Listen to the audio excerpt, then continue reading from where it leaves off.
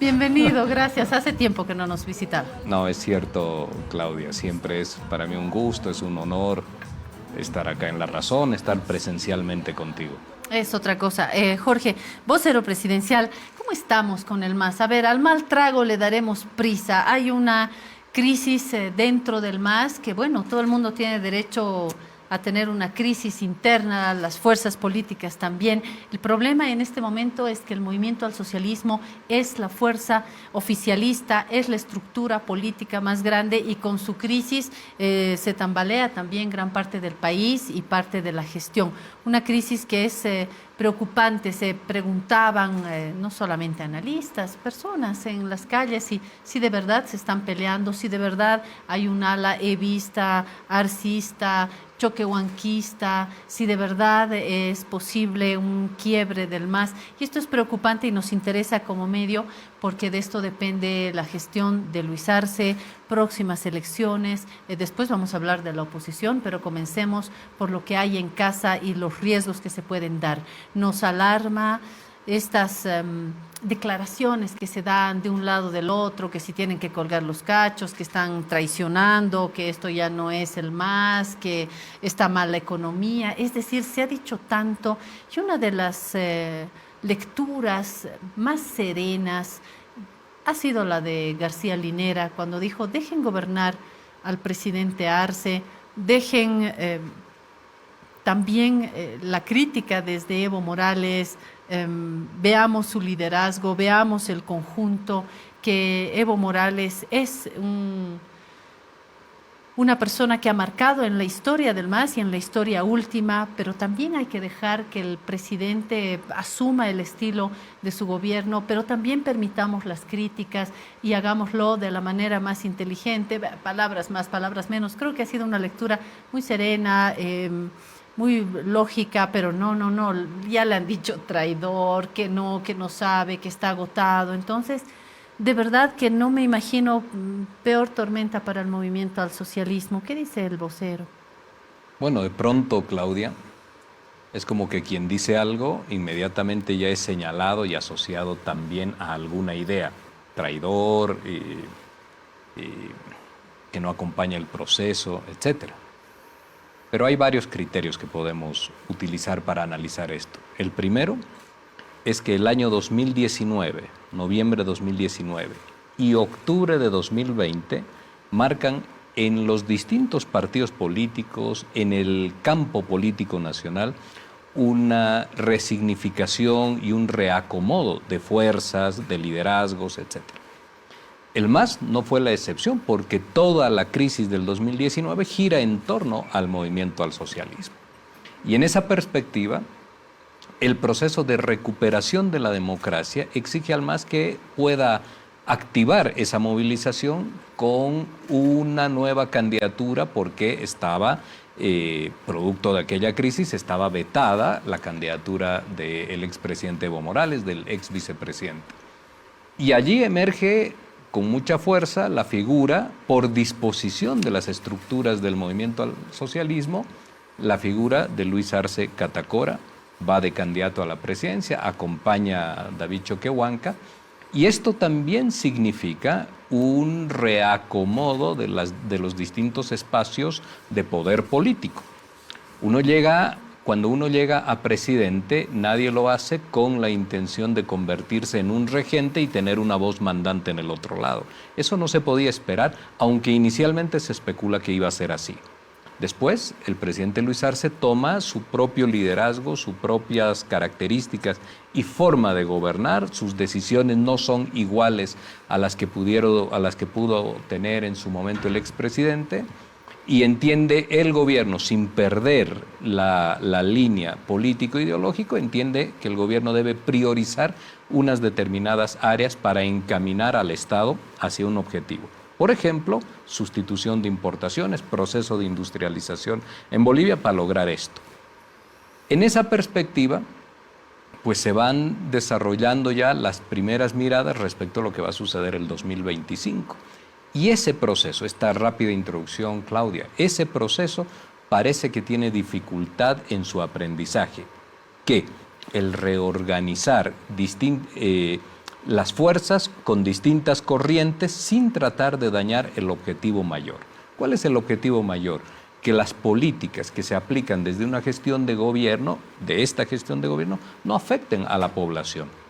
Que las políticas que se apliquen desde la gestión de gobierno beneficien a la ciudadanía y beneficien también al Estado. Y en esa perspectiva, este proceso, como le llamo yo, de reacomodo de las fuerzas y de aprendizaje de lo que es convivir entre varias corrientes o formas de mirar la política sobre la base de un lineamiento ideológico, pues está encontrando unas dificultades. No es bueno, no es prudente, no es sano absolutamente para nadie que las miradas, las críticas, las sugerencias, etcétera, se realicen a través de los medios de comunicación porque dejan percibir rápida y claramente que hay intenciones diferentes.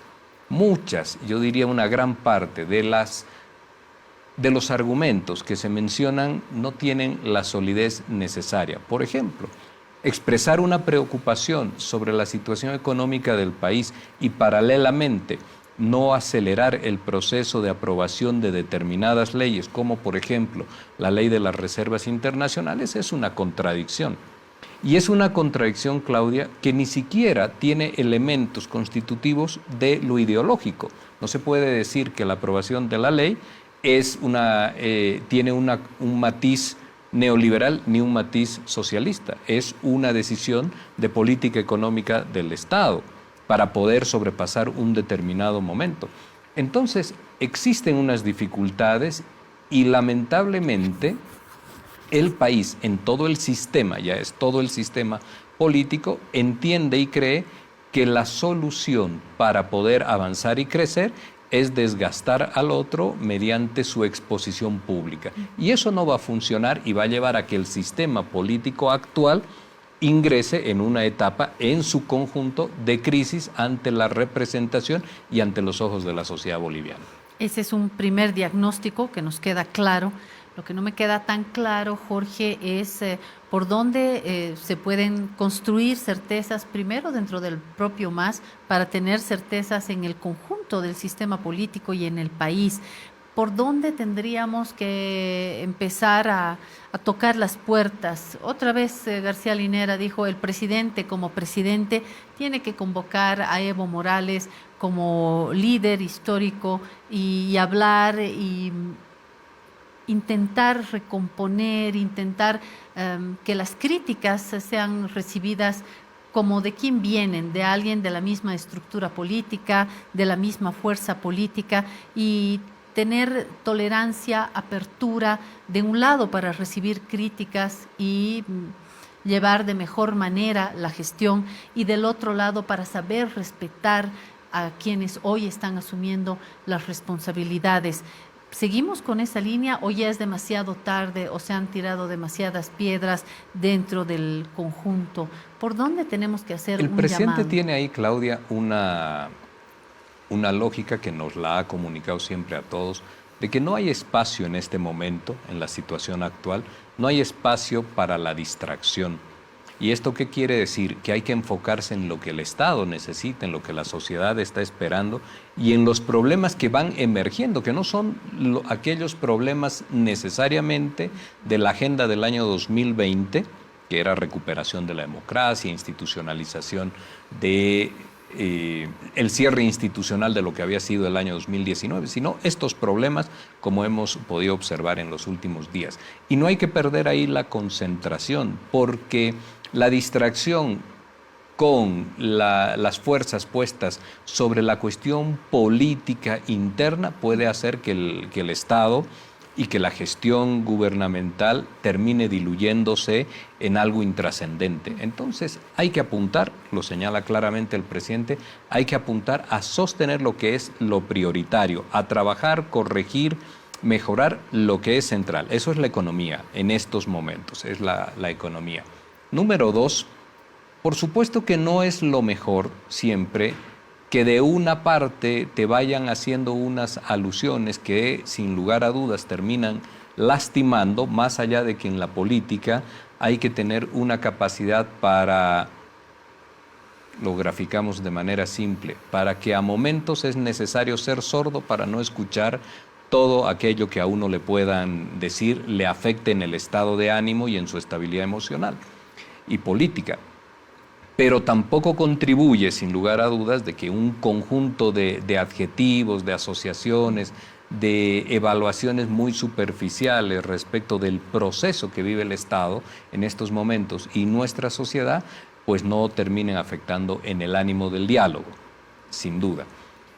Nosotros hemos señalado dos cosas. El presidente no contesta estos temas de manera pública porque no es, entendemos, lo que la sociedad espera, ni de una autoridad, ni tampoco del partido que gobierna, ni de los políticos. El que lo quiera hacer, pues asume su responsabilidad. Pero por lo visto tampoco en privado, vocero, porque cuando Evo Morales en un espacio público saca pruebas y le dice al presidente no está bien esto, aquí está este papel y este otro, uno dice, caray, realmente no se ven en privado. Esos espacios son los que se buscan construir y también los que se esperan, Claudia, de que se pueda hablar de manera interna, con canales internos, explicando y señalando lo que en criterio de esta fracción más crítica está ocurriendo. Hay que saber comprender cuáles son los escenarios correctos y no todo puede ser entendido que a través de los medios se habla, se conversa y se construye posibilidad política. No ocurre eso necesariamente así, porque después la población te va evaluando, tiene unas consideraciones tuyas, te clasifica en algo que se llama el pensamiento rápido y entiende con un nombre que esto es sinónimo de conflicto, sinónimo de no resolución, sinónimo de siempre entorpecer la situación política. Entonces hay que saber en qué momentos las discusiones y los diálogos son públicos y en qué momentos hay que resolver esto en el ámbito privado, como ocurre en las mismas familias. Amén. Y nos estarán seguramente pidiendo desde del otro lado de la pantalla que hablemos de economía, de lo que está sucediendo, de si va a haber certezas o no. Déjeme terminar la parte política porque intuyo que Jorge Richter no va a ser tan comprensivo al momento de evaluar las oposiciones, de también divisiones dentro de Comunidad Ciudadana y de Creemos. Me interesa hablar de esto porque de la madurez de las fuerzas políticas vamos a avanzar con mayor posibilidades en el legislativo y en el sistema político en general. ¿Qué me dice de Comunidad Ciudadana y de Creemos? Tanto Comunidad Ciudadana como Creemos, también ellos tienen la misma situación crítica que produce el año 2020. El 19 para Comunidad Ciudadana y el 20 para Comunidad Ciudadana y Creemos. ¿Y esto qué significa? Que internamente no han logrado solidificar unas estructuras que expresen la debida representación de la sociedad, salvo el Comité Cívico de Santa Cruz, que tiene un nexo y control político también sobre sus representantes. En el resto del país, los partidos políticos son una cara nominal de la institucionalidad representativa política, porque la verdadera representación está en otros espacios, Claudia, está en las organizaciones sociales, está en dirigencias locales y no así en los partidos políticos. Y por ello, y esto ocurre, quiero decir, por algo. Y ese algo no es otra cosa más que tanto Comunidad Ciudadana y pensaría que Creemos también, son eventos electorales. No son visiones de país acabadas, integrales, completas. Son eventos electorales. Por eso su trabajo de oposición es solamente el griterío, los adjetivos, pero no una mirada de país, mucho menos una mirada de hacia dónde debe ir la sociedad, tampoco una propuesta de cómo debemos entendernos los bolivianos, cómo lograr el desarrollo, cómo lograr la coexistencia pacífica, cuál el modelo de convivencia para nosotros. Entonces, estas carencias están en que son un evento electoral, no una propuesta de país. Y en ese evento electoral, pues entonces, y en esa poca solidez ideológica, de miradas de país, de nación, de sociedad, de Estado, de economías de desarrollo, pues entonces ahí cada uno va acotando lo que circunstancialmente se le permite y se dispersan. Y su oposición y su visibilidad pública es también inconsistente en el hecho de decir, yo estuve hace unos días con una senadora en un conversatorio y ella decía, estamos mal en todo el sentido de la palabra, pero referencias, Claudia, únicamente, sin ningún debate serio sobre las cifras que sean objetivas, sin ningún debate serio sobre la institucionalidad y criterios sociopolíticos, analíticos de esto. Por ejemplo, esta persona decía, estamos mal en todo el sentido de la palabra porque hay un alto déficit fiscal, pero el déficit fiscal del año 2020, 12,7, el de la señora Áñez, sus acompañantes y todos ellos. Y el pasado año 7,2%, más de 5,5 puntos de reducción del déficit fiscal. Hay que hacer todavía mucho más, Claudia, pero ya es una reducción importante. Eso no sucede por arte de magia, eso ocurre porque hay algunas políticas y algunas decisiones. Ese debate la oposición no lo puede dar, pero tiene la fuerza mediática de algún conjunto de medios de la corporación mediática que sostienen la necesidad de señalar crisis permanentes y escenarios casi apocalípticos de lo que sucediera en el país con perspectiva del año 2025. Entonces, estos actores seguramente no estarán en el año 2025, estarán en otras expresiones políticas, pero sin ninguna consistencia, por lo menos hasta el día de hoy, sin ninguna consistencia, solamente la queja permanente y recurrente. Ahora, hay de qué preocuparse. Guerra Ucrania-Rusia, turbulencias en Europa, en Estados Unidos, China, ahora India, que no deja de ser un factor determinante, los desafíos para América Latina en una tormenta económica complicada, inflación, precios de alimentos que son básicos para la sobrevivencia. Y en medio de esto tenemos la economía boliviana con el tamaño que tiene, con las decisiones que se asumen, con reservas que en efecto descienden, con escasez de dólares, con un banco que nos acaba de dar el susto y los problemas para quienes tenían su dinero ahí de manera regular y que hoy tienen que recuperarlo. Tenemos, decía, escasez de dólares, escasez de euros también. Se habla de un no retorno ya al dólar 6,96. Hay de qué preocuparse y de pronto las explicaciones que pueden tener una base, Jorge, sobre lo que dejó el gobierno transitorio, sobre el impacto de las corrientes neoliberales, ya no alcanzan. Hace poco escuché una conferencia del presidente colombiano Petro hablando del final del planeta, del final de nuestra existencia tal como la conocemos hoy por estas locuras a nivel mundial y cómo hacemos dentro del tamaño de nuestra economía y las decisiones que tenemos que tomar, todo dentro del griterío político que es preocupante e irresponsable hacia la clase política, me dirijo. El presidente Petro habla del final y del peligro de extinción, además de la raza humana, si nosotros insistimos y persistimos en seguir extrayendo petróleo, hidrocarburos de la tierra y no avanzamos a una lógica de recambio de energías limpias, de energías verdes. Y yo personalmente creo que tiene razón,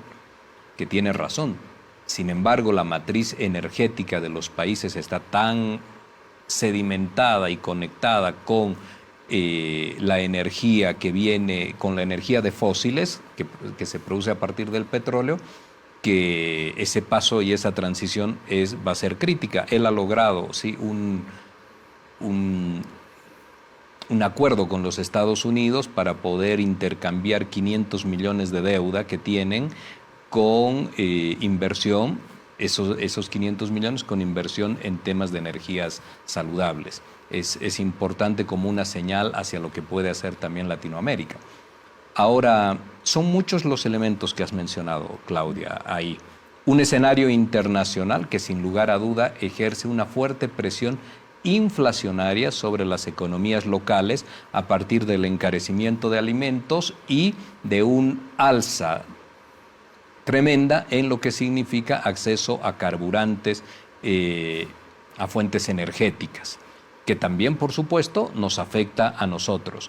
Nos afecta a nosotros no con subida de precios, porque Bolivia tiene el subsidio a los carburantes, pero nos afecta como Tesoro General del Estado porque compramos carburantes, sobre todo diésel, para abastecer el mercado interno. Ahí tenemos una primera afectación que es la consecuencia de este estado internacional. Criticado por el propio Evo Morales, ¿no? Criticado por mucha gente, criticado también por el expresidente, pero es un hecho real, Claudia, es un hecho real. Que el conjunto de países a nivel internacional sufran aquello no significa que Bolivia por algún evento no lo va a sufrir. Bolivia lo sufre, pero el Estado y la decisión del presidente es que no caiga sobre las espaldas de la ciudadanía. Eso es importante y marca una gran diferencia, pero algo hay que hacer para que pueda esto ser sostenible en el tiempo. El algo significa ir retirando gradualmente la subvención de los hidrocarburos a partir de producción de diésel nacional, que es el biodiesel. Para eso ya hay 2 plantas que están implementándose en este momento. Gradualmente vamos a convertirnos en productores de nuestro propio diésel para que esos recursos que van a la subvención pasen a ser asignados a otra área o constituyan divisas en las reservas internacionales, liquidez de divisas en las reservas internacionales. Es un proceso, Claudia, por supuesto, pero es el camino que entendemos correcto, que hay que transitar, porque lo contrario es liberal, como muchos de los que seguramente se han sentado acá también, dicen hay que levantar y sincerar el precio de los hidrocarburos, para que tú mañana pagues 8 bolivianos, por decir algo, de gasolina, el pan inmediatamente suba, los productos de la canasta familiar se eleven, el transporte, los alquileres, los contratos, y seamos una economía indexada, como la que está ocurriendo hoy en día de forma lamentable en la Argentina, en el Paraguay, en Chile mismo, donde tampoco la ciudadanía tiene posibilidades de conseguir dólares de manera rápida y expedita. Entonces, ahí está el criterio político ideológico. ¿Tú qué haces? Le trasladas la carga a la gente, asumes como Estado la carga y buscas una solución de orden estructural. Y esto no se quiere decir y no se quiere reconocer desde las distintas vertientes de críticas. El economista Horst Greve, acá en Mesa de Economistas, junto a Gabriel Loza. Acá en esta silla roja. Más bien en esta, pero... roja también. Roja también. Horst Greve decía que hay que entrar en un momento ya de negociación y de acuerdos en plural con determinados sectores para ir haciendo algo tal vez en distintos momentos. No sé si lo dijo él en su última visita acá, pero sí habló insistentemente de los acuerdos, que si los sectores transportistas, porque hay que ver también a quiénes beneficia todo esto, ¿no? Uno habla del precio a la gasolina y caray, yo pienso en lo que yo puedo utilizar como ciudadana, pero hay sectores se producen que distorsiones, se claro, Claudia, se producen distorsiones. Algo que nos tiene que quedar claro es que no es que usted aplica un modelo económico y puede sostenerlo 40 años sin ajustes de acuerdo a cómo la coyuntura va evolucionando, al contexto internacional, al panorama interno. Por supuesto que no, hay que hacer ajustes. ¿Qué tenemos? Que existe un parque automotor que ha crecido demasiado. Forman parte de ese parque automotor unas unidades móviles que han entrado por la vía del contrabando, que consumen, por supuesto. Al tener nosotros una gasolina barata comparativamente con los estados o con los países de la región, sobre todo los fronterizos, pues entonces ahí aparece y se instala un factor de hacer negocio con gasolina barata en Bolivia, pero cara en el Perú y en otros países, y se produce el contrabando. También esto distorsiona. habría que mirar criterios de que autos modelo 2024 ya que existe en 2023 no paguen lo mismo, hay unas tarifas ahí diferenciadas, por ejemplo, respecto de otros modelos y una serie de eventos que siempre se van mirando, se van analizando, porque hay que hacer estos correctivos. En los hechos reales sucede. El concepto mayor es que un sinceramiento de los hidrocarburos no puede ir sobre el trabajador, la trabajadora, el ciudadano que tiene economías menores, porque eso además es generador de inflación. Y esa inflación levanta rápidamente, la Argentina acaba de dar a conocer ese índice de aumento de la pobreza, porque todo se encarece, pero tus ingresos se mantienen iguales. O los incrementos salariales no están en el ritmo de lo que la inflación va señalando como precios. Entonces, en Bolivia no valoramos el hecho de tener estabilidad de precios y no esas economías indexadas, porque hace muchos años lo tenemos así.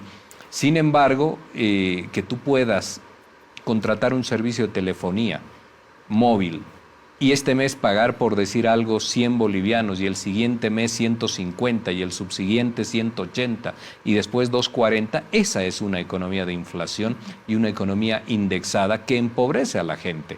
Entonces, creemos, y el presidente así lo sostiene, el camino correcto es tomar soluciones estructurales y que el esfuerzo lo haga el Estado antes que trasladar la carga sobre la ciudadanía. Hablar de economía es Perdón, hablar... Claudia, Sí. los acuerdos que señala el economista Greve, eso sí es importante porque el acuerdo es diálogo y es consenso, y en el marco de que se logre en este país en muchos temas, no solo en lo económico, en muchos temas, un abanico muy grande de consensos para un conjunto de reformas que todavía el Estado necesita ante este rezago institucional que existe, pues por supuesto, el acuerdo es la construcción de la alquimia del diálogo. Y eso es importante, siempre va a ser importante. Alquimia del diálogo también tiene que ser aplicada con la empresa privada. Tengo, antes de ir a la segunda parte de esta entrevista, declaraciones de Juan Carlos Limpias, director nacional del régimen penitenciario, sobre esto que ha indignado militares, instructores del Colegio Militar de La Paz. A ver qué nos cuenta en estas últimas declaraciones, por favor. Una de las cosas que desde que hemos asumido la gestión con nuestro hermano ministro de Gobierno, Eduardo del Castillo, hemos garantizado al interior de los centros penitenciarios, en los distintos casos y diversos casos que se han dado, siempre el resguardo de la integridad física, la salud y la vida de cada privado de libertad. En ese sentido, no será la excepción, puesto que es órgano competente y cuando la administración penitenciaria ve algún tipo de riesgo, toma también sus determinaciones cuidando el bien mayor que es la vida de cualquier privado de libertad. ¿A qué sección se lo va a destinar? Por el momento va a estar en el aislamiento preventivo que tenemos y de ahí se va a evaluar dónde y a qué sección va a ser derivado, obviamente con el Consejo Penitenciario del mismo centro penitenciario. ¿Cuándo será trasladado?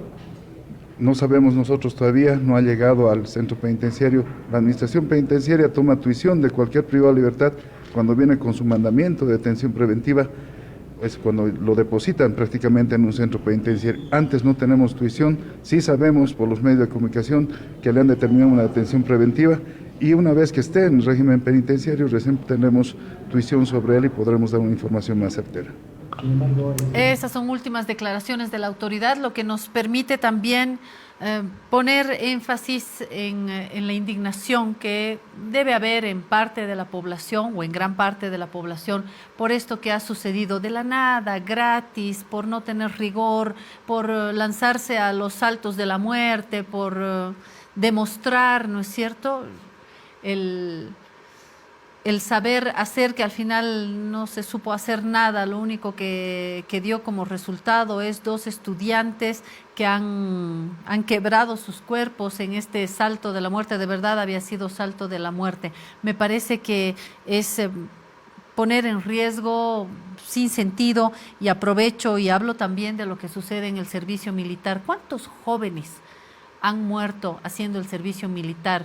Esto en Argentina ha desencadenado la anulación del servicio militar. ya no hay servicio militar obligatorio en Argentina. Ha vuelto a entrar en la última constitución cuando el debate ya está abierto sobre la no obligatoriedad del servicio militar por cuestiones más grandes, pero también porque muchos jóvenes han dejado sus vidas en un abuso muy propio de estos ámbitos uniformados. El vocero es vocero del gobierno hacia la sociedad, pero si puede ser nuestro vocero hacia el presidente y hacia las autoridades, creo que vale la pena también transmitir esta indignación. Lo digo pensando en estas madres, ¿no?, que ven a sus hijos perder la vida, estudiantes, chicos que hacen su servicio militar. ¿En nombre de qué? ¿Por qué? ¿Para qué? Vocero, pongo también mi queja como madre, ¿no? Eso lo transmito, Claudia. Y le doy un criterio personal, que lo he manifestado además bastante tiempo antes de ingresar a esta función. El país tiene un rezago de reformas institucionales, de resignificaciones necesarias, ausentes todavía, respecto de un conjunto de instituciones. No es solo la justicia a lo que hay que mirar para repensar, resignificar y establecer una adecuación a los tiempos a los cuales esta nuestra sociedad ha evolucionado. Y esto quiere decir, Claudia, es un pensamiento personal propio, que hay que discutir el tema del servicio militar obligatorio. La Argentina lo ha eliminado hace muchos años, no hace unos 2 o 3 o 4 años, hace muchos años atrás. Y en un país que tiene constitucionalmente una vocación pacifista, pues hay que mirar el tamaño y la dimensión de las Fuerzas Armadas que se requieren. Y esto hay que discutirlo. Hay que abrir un debate, hay que realizar planteamientos, estudios y tomar decisiones. Alguien decía por ahí, respecto de los últimos anuncios del presidente sobre mejoramientos a la jubilación, con la jubilación solidaria, que esto desbalancea las jubilaciones respecto de algún sector. Bueno, ¿y las jubilaciones en el sector militar? Esto desbalancea mucho más. Entonces le expreso en la línea de este pensamiento personal, Claudia, que el país necesita en algunos ámbitos discutir, en el ámbito de la sociedad, discutir, debatir, analizar, considerar, establecer apreciaciones, rescatar lo bueno, mirar aquello que genera un conflicto, una indisposición. Varios temas institucionales, uno de ellos de forma interna a las Fuerzas Armadas, sobre lo prudente, lo necesario, lo útil del servicio militar obligatorio, como han hecho otros países. Esto en algún momento el país lo va a discutir, como que también Bolivia, nuestra sociedad tiene que discutir temas respecto de la libertad de prensa, la libertad de información y la libertad de expresión, que no son lo mismo en ninguno de los tres. Esto hay que discutirlo, porque esta sociedad ya ha evolucionado, bien o mal, en una dirección y nosotros seguimos manteniendo formas, estructuras, modos de organización que ya están muy envejecidos. De acuerdo, y que mientras se inicie y dure el debate, no sigamos sembrando la muerte de jóvenes estudiantes, correcto, de jóvenes cadetes, de jóvenes que hacen su servicio militar en nombre de principios muy ligados a ese mundo, a ese imaginario militar que en muchos casos raya en lo absurdo también. Volvamos a lo nuestro. Estábamos hablando de economía, del papel que juega, de la gran urgencia de acción, de determinaciones que tiene el Estado, pero también de la empresa privada. En la subapertura hoy de La Razón titulamos "Privados acatarán el alza salarial, anuncian que no habrá contrataciones y advierten de cierre de empresas". Muy exagerado. Yo vi un lector hoy que decía, tanto así por el alza salarial. Habrá que hablar con los actores, lo hemos hecho acá también en este Sillón Rojo con Rolando Kempf, con otros representantes de la empresa privada, y celebramos el acercamiento, lo han dicho los propios representantes de la empresa privada, esperaron bastante, pero finalmente se encontraron con el presidente Arce, celebramos este acercamiento, esta reunión. El gobierno más socialista posible necesita una empresa privada sólida con quien pueda dialogar, porque se produce en el país también gracias a la empresa privada. Dependemos de la salud del sistema financiero, de la salud de la banca en general para poder avanzar. Si se dan la espalda, difícilmente. Y acá quisiera hablar, vocero, de cómo van los diálogos, de cómo se van sanando las desconfianzas que las hubo con Evo Morales, con Luis Arce, y finalmente hablaremos de fácil y no fácil al final. Rápidamente por el tiempo, Claudia. La reunión de los empresarios privados con el presidente, que fue una buena reunión, concluyó en el hecho de que ellos necesitaban tomar contacto con distintas carteras de Estado para realizar planteamientos, revisar aquello que expresa su preocupación. El otro día el presidente, el día lunes puntualmente, el presidente volvió a preguntar y decir cómo está este tema, si ya han hecho sus requerimientos, si ya están establecidos con qué ministerios quieren dialogar, con qué autoridades, para que esto tenga celeridad y se pueda avanzar. Número uno, comprendemos también que es muy importante que haya unas políticas de acompañamiento, no solamente de miradas de pedidos de cambio del modelo económico, como tenían las anteriores gestiones o algunos entes industriales, sobre todo desde Santa Cruz. Hay un buen criterio y una buena predisposición de los empresarios privados. También es importante ahí señalar de que ese argumento permanente y recurrente de decir de que habrán por el alza salarial cierre de empresas debería también ser, es una apreciación, ser revisado en el sentido de que es algo que se dice como casi ya una postura institucional ante el gobierno. Es más importante comprender que la redistribución de la riqueza en el país, que el enfrentarse a los niveles de pobreza que pueden existir en una sociedad y que el poder adquisitivo de los salarios que se ha logrado también tiene que ser responsabilidad y los sectores empresarios tienen que formar parte de ello, haciendo esfuerzos sin lugar a dudas, pero también de forma ya acompañada y conjunta, trabajando entre el gobierno y ellos y el gobierno, la manera para que sus capacidades productivas, industriales,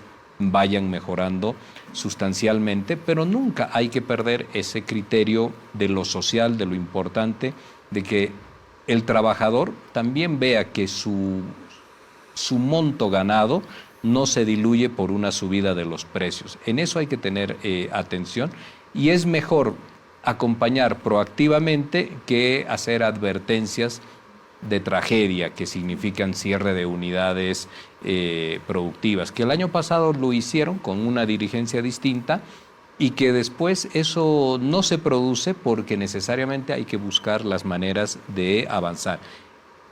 Rescatemos la conversación, el ánimo de acompañamiento y el ánimo con el que el presidente ha recogido también estas preocupaciones y avancemos en esa línea para ser más productivos y también para tener un mejor siempre criterio social de redistribución de riquezas. Hay que desear siempre una buena salud en la banca. Hemos dicho muchas veces en este espacio que la banca siempre gana, los bancos siempre ganan, los bancos siempre se respaldan, pero vivimos este tipo de casos, este tipo de huecos en el sistema financiero y mirar cómo se ha entrado en una crisis sin retorno del Banco Fácil ha sido catastrófico, ¿no? No para quienes tienen cuentas en otro banco más y otro banco más, sí para quienes trabajan en Banco Fácil, quienes van a perder su fuente laboral, quienes tienen sus ahorros ahí y están pendientes. Sí, se ha dicho que el 12 de mayo, ha dicho la autoridad, pero hasta no tener el dinero ahí, yo celebro no tener dinero ahí. Lo tiene mi hijo, 200 bolivianos. El otro día le digo, papito, ¿me prestas 2 pesos? No tenía para comprar el pan. Le digo, ¿me prestas 2 pesos? Y me dice, pero si hace 2 semanas que no tengo plata. se me rompió el corazón porque tenía sus 200 bolivianos y no pudo sacar y no me pidió más. Pero ese sufrimiento es en este momento el que menos preocupa. Preocupa el de gente que ha puesto 1.000 bolivianos, que ha puesto 5.000, que tiene 500, 700 bolivianos. Yo le decía a la viceministra del área hace unas cuantas horas aquí mismo, le decía yo, cuando entro al cajero a veces miro en el basurero y saco al azar un papelito y veo que alguien saca 80 bolivianos y le queda 120, Jorge. Sí. Y esos son los tamaños de las economías en muchos casos. Estoy pensando en esa población, en esas certezas y en la necesidad de darle certidumbre a esa parte de la población. Y esto tiene que ver con el gobierno, con lo estatal y con lo privado también. Es compleja la situación de lo que ha sido el Banco Fácil, porque refleja unas prácticas financieras ahí adentro, por lo cual ya hay unas consecuencias con los ejecutivos, pero también unas formas empresariales que no se corresponden con lo que muchas veces se dice. Como es público, lo puedo repetir, es inexplicable y no se entiende esto, Claudia, de una jovencita de muy corta edad, 18.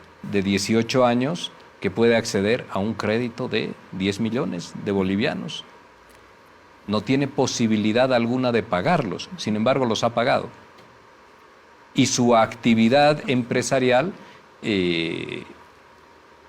no muestra un flujo de esas características y la garantía eran unos electrodomésticos. Y un salario de 10.000 bolivianos, entiendo por lo que se ha leído, bueno, ¿no? Entonces, ¿4 millones? Va a ser importante. 10 millones, a ver, para que demos la cifra correcta, creo que ella había mostrado un salario de 10.000 bolivianos mes y el crédito ha sido de ¿cuántos millones? ¿Me ayudan? ¿4 millones? No, es un monto mayor. Es un monto. Entre 9 y 10 millones es el monto del crédito.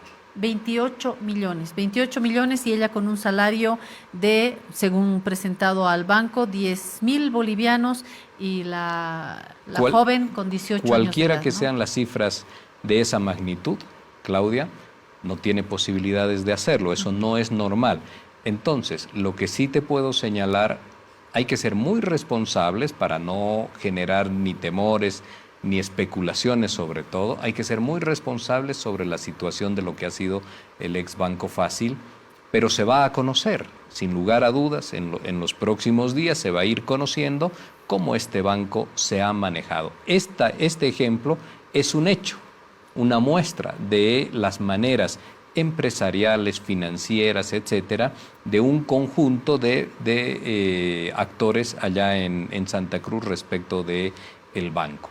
Lo que sí hay que mencionar de manera clara, Claudia, los ahorros de la gente y la disponibilidad del 100% de los recursos que ellos han confiado a ese banco, los van a recuperar. Por supuesto que uno quisiera y dice, ¿pero cuándo? Esa es la primera palabra, pero ¿cuándo? Uno quisiera hoy que inmediatamente le respondan. Claro, un banco se interviene porque ha perdido ya la liquidez, porque los recursos han ido saliendo, porque no se sabe dónde están y ese es todo un proceso de investigación y de readecuación. Esa cartera se va a vender, esa cartera se espera que la tomen otros bancos. La ley de servicios financieros protege al ahorrista en nuestro país y ¿eso qué quiere decir? Que si se da una situación como la del ex Banco Fácil, la gente va a poder tener sus recursos. Y eso, de acuerdo a lo que nos ha señalado ya la ASFI, va a ser en este mes de mayo. Ha dado unas fechas y están dentro del mes de mayo. Por ese lado hay que tener la tranquilidad de que el Estado protege a los ahorristas. Eso es lo más importante. Sabemos que pues mucha gente, como tú ejemplificabas, puede necesitar hoy, mañana, pasado mañana para pagar para su actividad de trabajo productiva, para pagar su alquiler, una serie de eventos. Son los imponderables que un mal manejo, en este caso privado, financiero, desde un banco, termina por generar. Ya habían advertencias desde el año pasado de la ASFI de que tenían que reconducir ciertas formas y procedimientos, y lo que había respondido el Banco Fácil era con procesos penales a la autoridad de la ASFI. Entonces, hoy en día, estas malas prácticas han decantado en esto, han terminado en el cierre de este banco, en su liquidación. Pero la gente, Claudia, está asegurada, va a tomar y va a recuperar y va a tener sus ahorros. Eso es muy importante decirlo.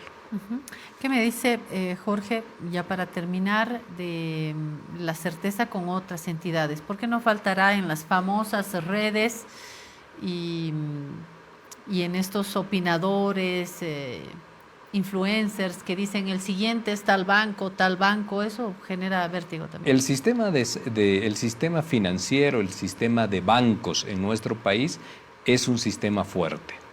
Es un sistema con una cantidad de depósitos muy grande, más del 90% en moneda nacional, con créditos, esa es la confianza de la gente, con créditos por encima de los 360 días. Esto también significa confianza, pero que la gente no está viviendo del ahorro. La gente está viviendo de sus propias actividades, tiene capacidad para ahorrar. Eso es importante también, Claudia. Este banco ya estaba en advertencia, no hay riesgos de lo que se dice y se habla en las redes. Por supuesto que muchos tienen el ánimo de ganar políticamente unos metros más para beneficio. Hay por ahí un ex candidato a presidente, intento de vicepresidente, que dice y anda diciendo que en el país viene una hiperinflación como en la época de la UDP. ¿Cuáles son los elementos para decir eso? ¿En qué respalda aquellas afirmaciones públicas? Y después, cuando no se dan estos hechos, transcurre el tiempo como si nada y nadie le pide cuentas de lo que está diciendo. Pero eso genera temor en la población. Esta es la mala fe con la que muchos actúan, causando un daño o un temor, un susto a la población, un daño al Estado, porque eso genera corridas bancarias, etcétera. Y es la mala parte que no hemos comprendido de la acción y del ejercicio político. Se cree que todo es permisible, que todo vale para poder ganar, como te digo, esos pocos metros políticamente, pero no es un aporte a la sociedad. El sistema está firme, el sistema es sólido, el sistema de bancos, Claudia, y esta era una medida que se ha ido observando de cerca hasta que el banco ya no ha dado más condiciones.